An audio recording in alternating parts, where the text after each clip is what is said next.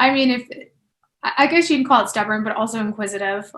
Like if I got in trouble at home or something like that, I wanted to know why was I in trouble. I wanted to have a discussion about it, and I wanted to work through it, and I wanted to, like, just to me, rules are kind of meant to be broken. I Uh-huh. think that they're meant to be bent.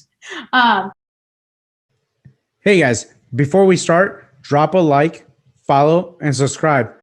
Coming in hard.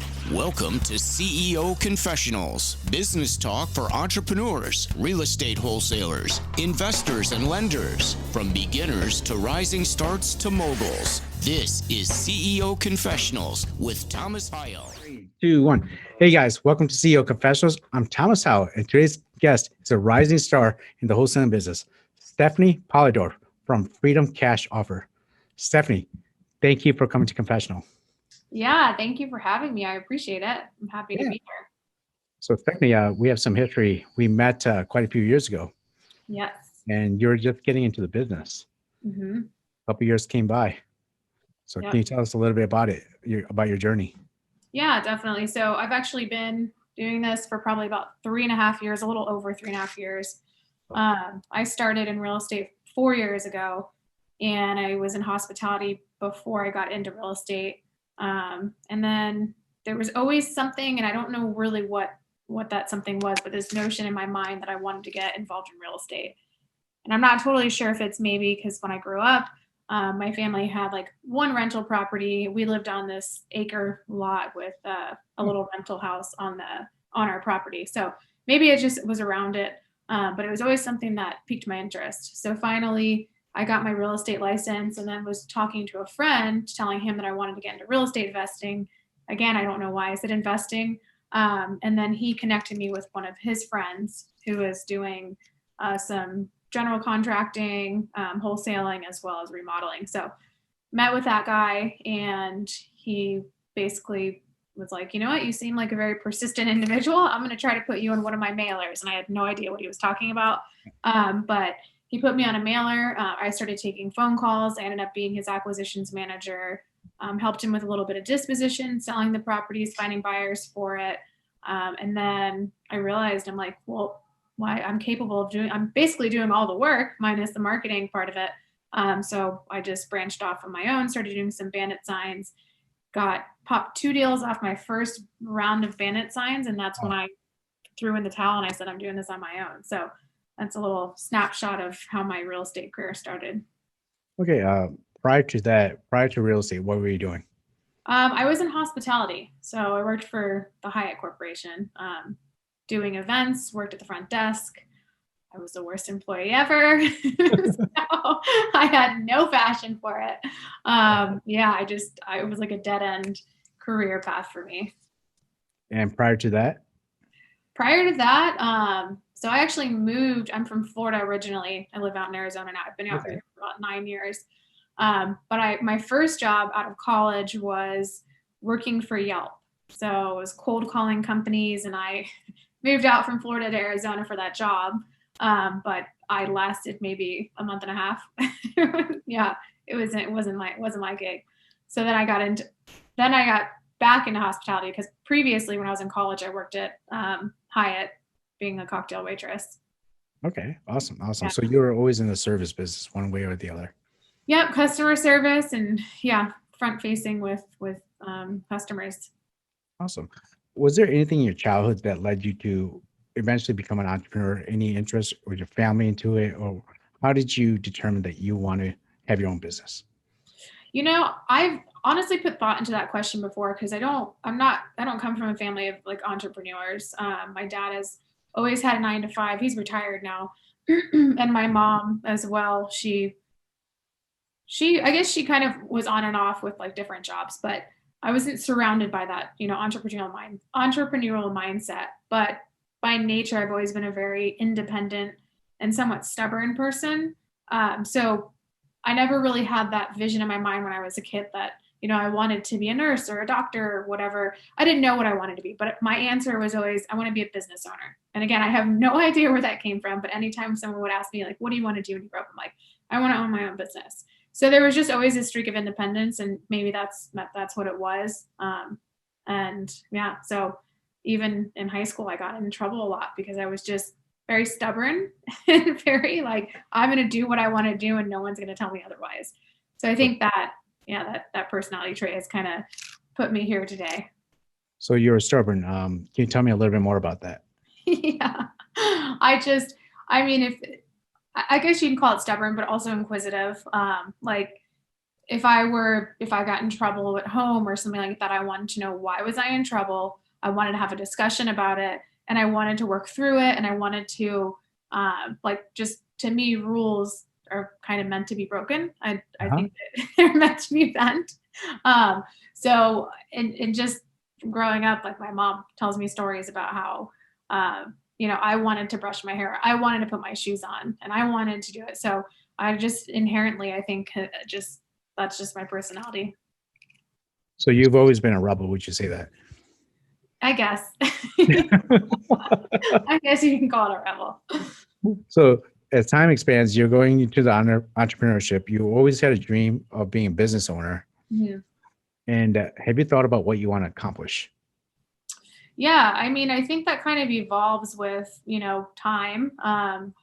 I've been, like I said, I've been doing this for about 3.5 years and I still love it. I love helping people and I love making money and I love helping people at the same time. Like there's no greater feeling than that. But I think right now where I'm at in my life is, I've accomplished some rental properties. I've accomplished making good money in this business and I want to continue doing that. But my mindset is now I want to figure out where I can impact more lives, and make a bigger impact on society and people. And I don't know exactly, it's not 100% clear on what that looks like. But I just know that to me, like making a positive impact on people's lives is really important for me. And so I'm at that point where questioning, what does that look like? So, yeah. So can you tell me a little bit more about that? Yeah, I think, like I said, in the business, it's amazing getting a text from a seller saying like, hey, thank you so much. You changed my life, or, I didn't think that people like you existed, whatever. It's really amazing to hear that. But I think too, it's also rewarding when you can inspire other people around you to like live their fullest potential, or tap into that. Because a lot of people, I mean, for instance, me growing up, I didn't really have a strong mentor in my life or someone telling me like, you can do anything you want, like the sky is the limit. The only limitation you put on is only limitation is the one you put on yourself. And so I think it's really important for people to hear that. Us being in the business, we're around individuals who have, the sky is the limit mindset. And I think it's easy to forget that not everybody has that mindset. And like 10 years ago, that wasn't me. Even 5 years ago, I didn't have that mindset. I didn't know that world existed of like self-development and just mindset like that. So I think it's important to get the word out for that. So posting on my stories, sometimes I don't have a massive following or anything like that, but it's really rewarding when I go out and I see people out that I forget, they don't even realize they follow me and they're like, hey, what you're doing is so cool. It's amazing. Like, so it was just really cool seeing that feedback and just inspiring people in general. Absolutely. You mentioned that earlier, you like helping people, Yeah. especially in your business. Mm-hmm. Can you share a recent real life example of how you help someone? Yeah, I mean, there's a bunch of different examples, but I guess one would be my acquisitions manager. He worked at the front desk of an office space that I had. So he had expressed interest in the business or like learning about what I do a few times, and I never thought anything would come of it. And he reached out to me asking to get coffee and that he wanted to learn about what I did. So we finally met for coffee. We talked, and he ended up falling into the role of acquisitions. And it was kind of by chance. The day we met or the day after we met, I had an appointment on one side of town, and then I had someone else calling ready to get a contract signed on the other side of town. So I called him and I said, hey, can you go out to this property? I'm going to send you the contract, go out there, get it signed. So he fell into that role. And I mean, the conversations we've had, I mean, he's so grateful that the whole trajectory of his life has changed. He's like, I never realized that like the opportunity, that there was this type of opportunity. Thank you for taking a chance on me and believing in me. And then obviously, like, I mean, he just sees me taking risks and all of that. So yeah, just the impact that on his life alone. And now he's changed as a person and he's impacting the people in his life. So it's just a chain of events that's really cool to see. Absolutely. When you mentioned earlier that you're a wholesaler, Mhm. uh, when it comes down to real estate wholesaling, there's a perception that real estate wholesalers are vultures. Yeah. What are your thoughts on that? I think there's definitely people out there that might not have the best intentions for other people. I think that some people can allow money to get to them, and they become greedy, and they might not have, again, the best intentions for people. So I don't think that that's true for everyone in the industry. A lot of people that I know in the industry, if not most of them, are really good people and genuine, and they want to help. Like everyone, a lot of the people have that same mindset of, they're out there to do better and create better. And so I don't think it's true, but I think like in any industry, you're going to have some bad eggs. And in life, you're going to have some bad eggs. So I think that I don't think that can apply to every single person in the industry for sure. But for some people, I'm sure. So right now you've been in business how long? 3.5 years, a little over 3.5 years for my own business. And then when I was working with the first investor that kind of introduced me to wholesaling, I was with him for maybe 6 months. So in total, about 4. So you went back to your rebellious ways, saying like in stubborn ways, but I want Yeah. to do this on my own. Yeah. I just figured I could do it. So yeah. Awesome. That's awesome. That's very admirable. And hopefully he supported you and pushed you towards what you want to do. Mhm. Another thing, Stephanie, tell us something that interesting that most people do not know about you. Um, let's see. What is something interesting that people don't know about me? Ooh, that's a good question. What kind of facts would you like to know? Just anything. Yeah, I'm a huge animal lover. Like I probably like dogs more than people. So I walked into a seller appointment and there's a dog. I find myself probably on all fours before I'm shaking the seller's hand. So Uh-huh. that's kind of a fun fact is, yeah, animals, I think I don't know what we did to deserve animals and dogs. So that's something that interesting that most people don't know about you. Yeah, I don't know about that. I'm trying to think what else would be interesting. Um, I think my name. So my name is Stephanie. My dad's name is Steven. My mom's name's Fanny. So if Mhm. you put those together, then you have Stephanie. Oh, interesting. Yeah, that's what I got. That's awesome. Uh, as you progress in your career, what you're doing, there's always going to be challenges. And one of the reasons why I relaunched this podcast is that to let people know as an entrepreneur, there's going to be the highest and the highs and the lowest of the lows. Could you tell us a period of time when you had a very low point in the past 3 years? Yeah, I mean, it's a roller coaster for sure. And there's been a lot of them. I mean, there hasn't been any one that like has knocked me down so hard to where it's like, man, I just want to give up. But I think it could be as simple as, a deal going south or like just going sideways. Deals when everything just seems to fall apart. Maybe there's title issues, maybe the seller's upset, something like that. I mean, that to me, because I take a lot of pride in making my sellers happy. And if they're not happy, then it really puts a damper on me. So that could be one thing. Being sued in the business too can, be a slap in the face. So I think there's just stuff like that happens, and you got to overcome it and just move past it. So how do you feel about getting sued? Yeah, I mean, it happened recently, and I, I mean, that kind of took me out for a second because, it's just it's a new thing for me. I think that if you're doing business, then chances are you're probably going to get sued at some point in your life. So I was a little taken back by it, but now, it reminded me of like a phoenix rising, right? Like I was sued. I kind of fell on my butt for a second. And now I'm rising out of it stronger and better.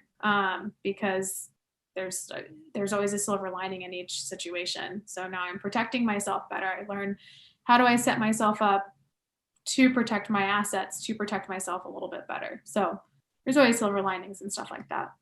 So could you explain how you felt the moment you received that lawsuit coming towards you? Yeah, I mean, like honestly, like someone punching my stomach. And the only reason why is because I mean, I'm not familiar with that process. So I know business owners are probably sued all the time. So it never feels good, I'm sure, right? But I think the first time something like that happening and you don't know where you stand. And I think also too, like my situation, I couldn't reach any attorneys because it was a Friday. So every attorney seemed to be off for the weekend. So I was kind of left there with just my assumptions of what might happen. And then, when you start Googling things or start talking to people and their experiences, can spook you a lot. So it definitely knocked the wind out of me for a second. But I mean, after a few days, I found a good attorney, made sure I had someone good on my side that I trust. I had a good team behind me. And then I realized, what you focus on grows. So if I sit there and I dwell on the situation at hand, then it's not going to do any good. So yeah, I figured what lessons can I take from this? What can I apply? How can I become better? And so, yeah. So from the period that Friday when you got the notice, you can't reach any attorneys over the weekend. What was racing in your mind? Honestly, I'm going to lose everything I worked hard for. I mean, I didn't realize how hard I've worked until that moment. And it might sound extreme, right? Because people are like, how would you lose everything? But I had conversations with some people that had a bad experience. And so I got a little bit scared. But honestly, I was like, everything I've ever worked for and up until this point, like can be taken from me. And it was like a humbling experience. It was also a little scary, but also it just made me realize like, worst case scenario, what if everything was taken from me? Like I wasn't at this point 4 years ago when I built this up. Like, do I want to probably start from the beginning and build everything up again? No, but that's life. So if something were to happen, worst case scenario, like I'd figure out and find a way. So if something did happen as such, how would you feel about that? Yeah, I mean, obviously, I don't know. I think when you reach the rock bottom, so to speak, and if that's what had happened to me, I would come back better and bigger and stronger. I mean, it wouldn't be enjoyable potentially at that moment in time, but there's always growth to be had. So sometimes I feel like you have to lay flat on your butt in order to become, something greater. So I'm not hoping that happens to me. I'm just saying, worst case scenario, if something happened to me, then I'd figure out a way. Awesome. It's like sometimes when people come in with a lawsuit like this, the emotions run rapidly. Yeah, absolutely. So in the past 3.5 years that you've been building this business, you've faced a lot of obstacles. Mm-hmm. Was there any obstacles that you faced where it really shook you to the core besides this lawsuit? Like in business? Yeah. Yeah. I wouldn't say anything that really, really shook me to the core. I think there's always going to be hiccups. So I've had a lot of hiccups. I've had a lot of times where it's just like, man, I just feel like I got my ass kicked. I don't really, I don't know if I want to continue doing this, or there's always setbacks. And there's so many of them but a lot of them have to do with just relationships with people or like sellers or deals that can go south. Like you might think you're making $100,000 and the next day it's taken from you. So you're just like, but they're all lessons again, like there's silver linings in all of it. Now I don't celebrate early, right? If I have a deal on the board, it's awesome. I'm grateful for it, but we don't celebrate it until we close. Money in the bank. Money in the bank. You got it. Yeah. So what are some of the challenges that you face, some of the hiccups that really made you take a step back and relook at before you made your next move? Yeah.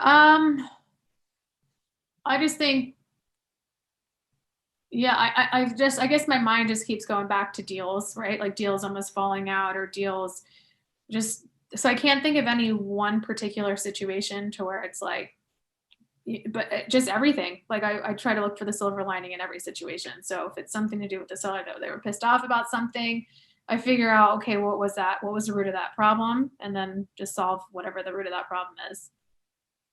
Okay, cool. As an entrepreneur, there's always going to be struggles, frustrations, uncertainty.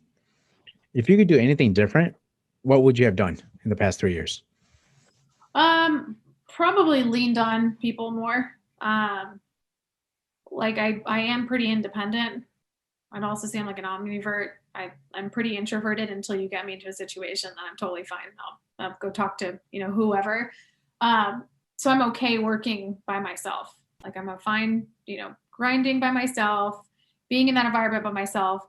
And so just hiring help earlier, bringing people in a little bit earlier, team members. Okay. So you mentioned leaning on people. What about when it comes down to as a business owner? What do you mean? Like as a business owner, it's very lonely.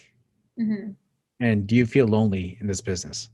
Yeah, absolutely. I think I can, right? Like there's times where not every single time you're going to be turned on and talking to people and, it's not always going to be, you're not always going to be around people. And that's just kind of life. And I think going into the office when I worked at the Hyatt, I had my coworkers and they were like my family. And so we had a ton of fun together. And so that capacity, sometimes I miss that, but also I have a small team now. And so, we meet for our morning huddles, our daily huddles, we talk throughout the day. So it is nice to have that camaraderie. But regardless, I think it definitely does get a little lonely because we all work, probably more than 40 hours a week. Not everybody, depends how you have your business set up.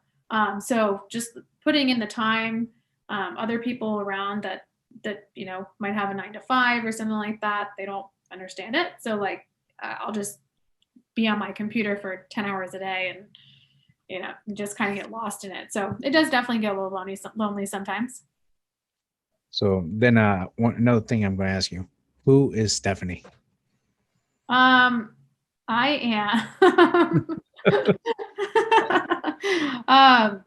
yeah, I don't know. I think I persistent. That's very, very persistent.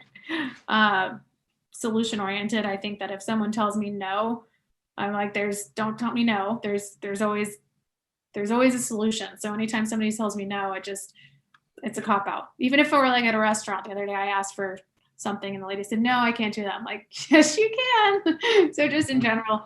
And just, I want the best for everyone around me. Right. And I want to make people know that they can believe in themselves or inspire people to see from like my own actions. I went from, working at the Hyatt, sitting at a desk, making like tons of credit card debt now to becoming this person who owns their own business. And it's night and day from who I was, 4 years ago. So I just want the best for everyone around me. I want to lift people up and, do the best I can do in life and in a business. So what was Stephanie from 4 years ago at the Hyatt? What would she think of the Stephanie today?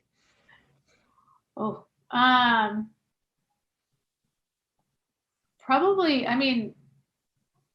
probably I would probably look up to who I am now. Like I still have a ton of growth to do and, I'm not perfect or anything like that, but I think there's a healthy balance in my life right now, between work and I'm learning how to balance having a good time and still enjoy, my time off. So I would look up to me though. Like I wish someone I wish I was my friend when I was that age 5 years ago. So how do you balance your time? Yeah. I'm working on it. I think we're our own harshest critics. So if I'm not sitting there working or spending time on bettering myself, sometimes I can feel a little guilty about it. But I also think that we have to, for me personally, I do need that time off, maybe personal development or work because I can't constantly do that. I'll get burnt out. So I'm learning right now to just be a little bit more like spend time with friends, go if I want to go get a drink at the bar or I want to go golfing or if I want to go on a trip, a vacation or a day trip to Sedona, like go do it. I work really hard. So it's like, if I'm not enjoying myself, then what's the point? Absolutely. So, yeah. So what do you like to enjoy? What's your enjoyment for you? I like to eat. Yeah. I work out. Like I have a personal trainer. So I work out I've been work out 4 to 5 days a week. So that's like my fitness side of things just to keep the endorphins going. But just like to relax. I like to, Sedona is one of my favorite places. It's about 2 hours away. So being in nature, whenever I can, just go get a reset outside. But I do like going out to eat, spending time with friends, going on trips, spending time with the dogs. Oh yeah, absolutely, absolutely. Dogs are. I noticed that you play with your dogs all the time. Yeah. So Stephanie, what really drives you? You know, you've in the past 3 years you've grown drastically. You're sitting in a hotel in front desk. Now you own multiple properties. What drives you? Like, I'm still, and just being totally transparent, you know, some people have their why and they know exactly what their why is and they're dialed in on it and they have this burning desire for that why. I have not found that yet. So I'll Okay. be totally honest there. But what does motivate me is just having the freedom to do what the hell I want to do when I want to do it. Like if I want to go pick up and go to Sedona right now and check into a hotel and go hiking tomorrow, I can do that. So that to me is huge. Like to be able to just get up and go do whatever I want when I want. Like that is everything. And also too, you know, having the financial means to fly my mom here, take her on vacation, you know, spend money on the people that I care about and be able to create good experiences, fun experiences with them and memories. Absolutely. That's awesome. You know, it's like it's always great having a lot of personal time and freedom, but freedom always has a cost. Yep. And with that cost, you've worked really hard. Any words of wisdom that you would provide to our listeners? Yeah, I think just take that step, whatever that step is. And I know it's uncomfortable sometimes. If you, like, for instance, me quitting the hospitality industry and going into real estate, just I think we all, the worst thing that can happen, right, in a situation is you have to go back to your situation that you're currently in. So just take the step, take the risk, and then worst case, fall back right into the comfortable situation that you're currently in. Yeah, absolutely. All right, Stephanie, thank you for coming to Confessional. It was a great time. Pleasure talking to you. You got it. Thank you for having me. I appreciate it.